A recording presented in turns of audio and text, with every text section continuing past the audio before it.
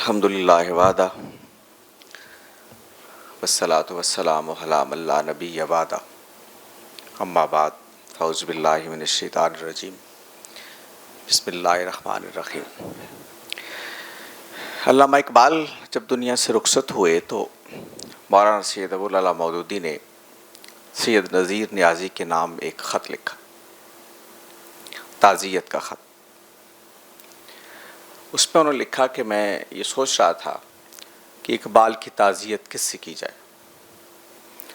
آپ جانتے ہیں کہ ان کا ایک ہی بیٹا تھا، بہت کم عمر، جب وہ دنیا سے رخصت ہوئے۔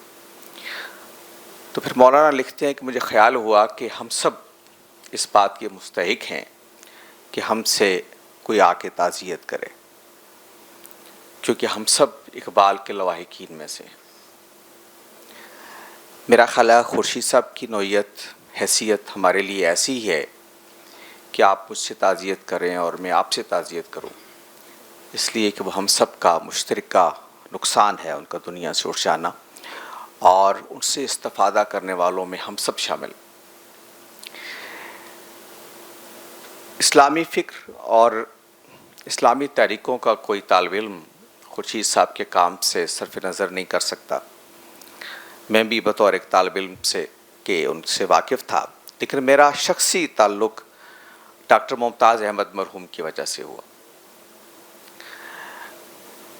میں اگر یہ کہوں کہ اس معاشرے کی جو دین ہے اور اس علمی دنیا کی جو دین ہے ڈاکٹر صاحب اپنے خورشید صاحب کی کتابوں کے علاوہ افراد کی شکل میں، تو اس میں سے ایک ڈاکٹر ممتاز احمد بھی تھے۔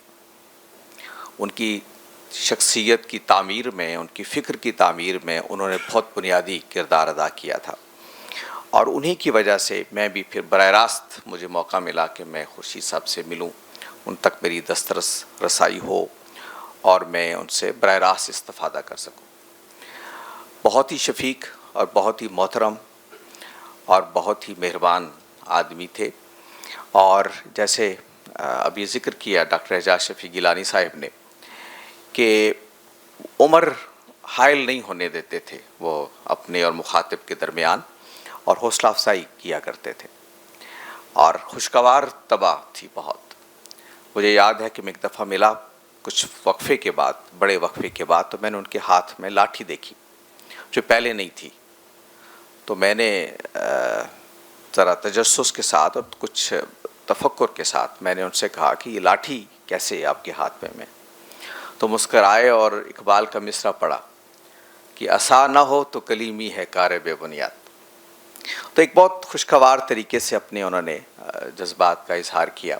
ان کا دنیا سے اٹھ جانا ایک بہت بڑا نقصان ہے، اور واقعہ یہ ہے کہ وہ فزیکلی تو دنیا سے رخصت ہو گئے، لیکن اپنے افکار، اپنے علمی کارناموں کی وجہ سے وہ رہیں گے، اور وہ علامہ اقبال کے اس شعر کا مصداق ہیں کہ فرشتہ موت کا گو چھوتا ہے بدن تیرا، تیرے وجود کے مرکز سے دور رہتا ہے۔